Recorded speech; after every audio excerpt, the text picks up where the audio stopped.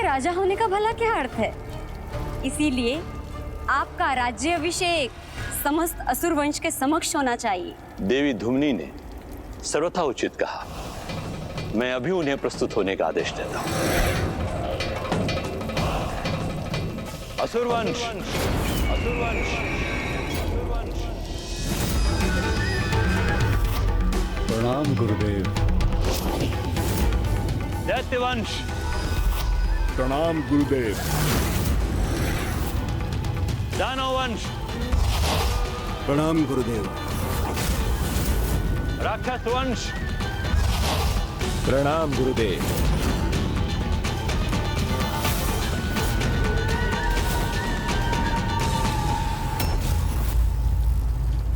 हमें असुर गुरु ने यहाँ क्यों बुलाया है? हमारे नवीन उद्धारक और महानायक भंडासुर जी के राज्याभिषेक हेतु उनकी इस राज्य सभा में आप सभी लोगों का स्वागत।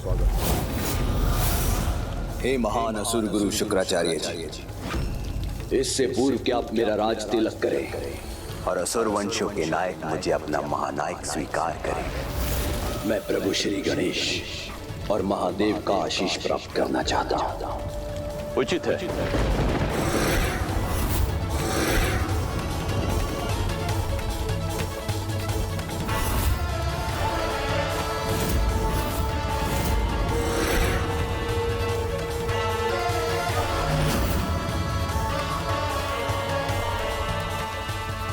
ये हमारे महानायक होने के योग्य नहीं। भक्ति नहीं, शक्ति हमारा सामर्थ्य है। और शक्ति का परिचय कहाँ दिया इसने अभी तक? हम इसे असुर राज के रूप में स्वीकार नहीं कर सकते। हे प्राणदाता, विघ्नहर्ता श्री गणेश जी, अपने इस भक्त, अपने इस मित्र पर ऐसे ही कृपा दृष्टि बनाई रखिएगा।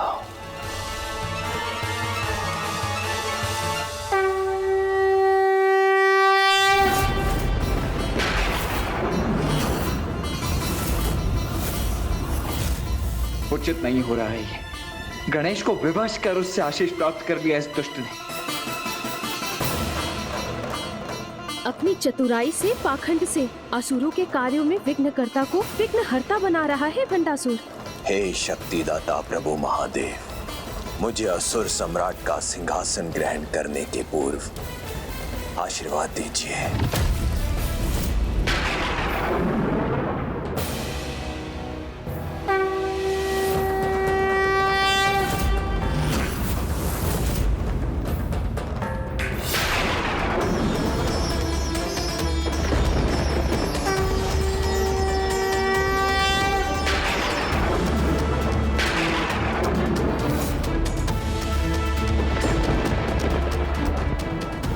देव, दानव या साधारण मनुष्य ही क्यों न, जो भी प्रभु को प्रणाम करेगा, प्रभु उसे आशीष देने से कैसे अस्वीकार कर सकते हैं?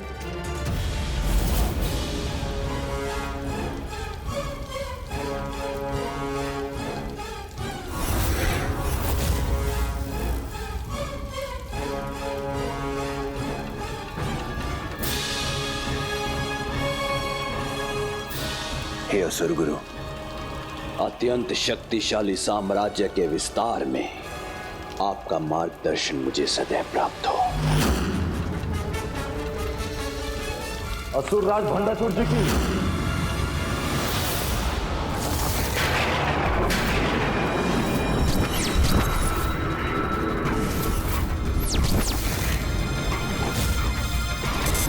मैं क्रोध हूं। महानतम भंडासुर का ऐसा अपमान उचित नहीं। इन्होंने जय जयकार नहीं की तुम्हारी। असुर गुरु होने के नाते मैंने भंडासुर का राज तिलक किया है। अब वो तुम सभी असुरों का महानायक है। गुरुदेव, मैं आपका सम्मान करता हूँ, किंतु मैं इस समय भंडासुर को असुरों के महानायक के रूप में स्वीकार नहीं करता हूँ, क्योंकि ये इस योग्य है ही नहीं। मुझे भी स्वीकार नहीं है महागुरु। मैं भी स्वीकार नहीं कर सकता। हाँ, मैं भी इसे स्वीकार नहीं कर सकता। मैं भी स्वीकार नहीं करूंगा।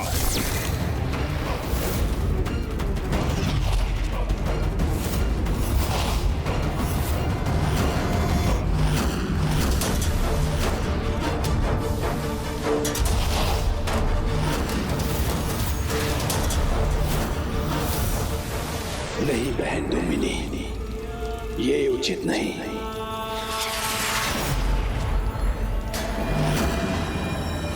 अतिथि है ये हमारे, और इनकी मूर्खता के लिए इन पर प्रहार करना शोभा नहीं देता।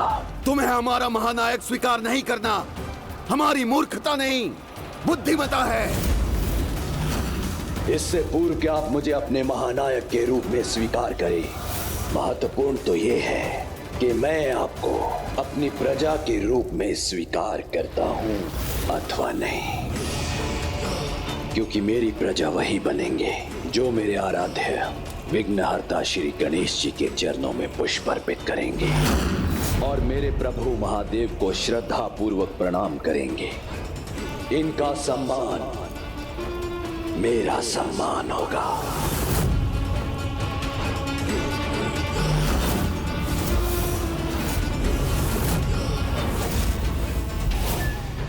ये भंडासुर तो असुरों के सर्वथा विपरीत आचरण कर रहा है। अर्थात जब इसका सत्य हमारे समक्ष आएगा तो वो अत्यंत भयंकर होगा। ये क्या हो गया आप सभी लोगों को? आप इस प्रकार असुर राज का अपमान क्यों कर रहे हैं? उठाइए पुष्प और उनके आदेशानुसार उन्हें समर्पित कीजिए और स्मरण रहे, असुर राज आपके महानायक है। नायक किंतु क्यों? उन्हें एक महानायक की क्या आवश्यकता है हमें? और वो भी ऐसा जो देवताओं की भक्ति में लीन हो। प्रथम पूज्य देव गणेश जी जिसके आराध्य हो और जिसकी सभा में महादेव भी प्रतिष्ठित हो, उसे वो अपना महानायक क्यों माने?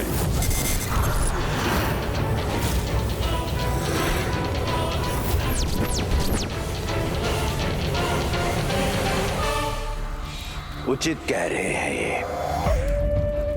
अपने बल का प्रमाण अभी कहां प्रस्तुत किया है मैंने। अपने अपार सामर्थ्य से मैं क्या करने में सक्षम हूं, सर्वप्रथम इसका उदाहरण प्रस्तुत करना ही होगा मुझे।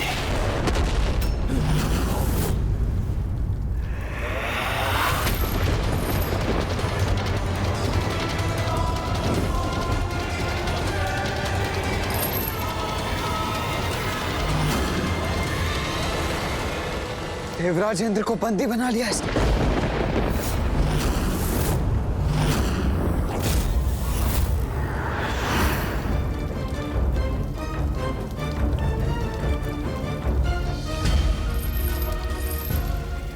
देवराज इंद्र इस अवस्था में?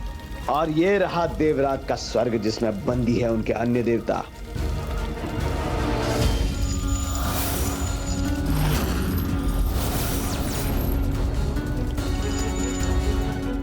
ज्ञात था मुझे, ये अवश्य कोई दुष्टता भरी योजना बना रहा था।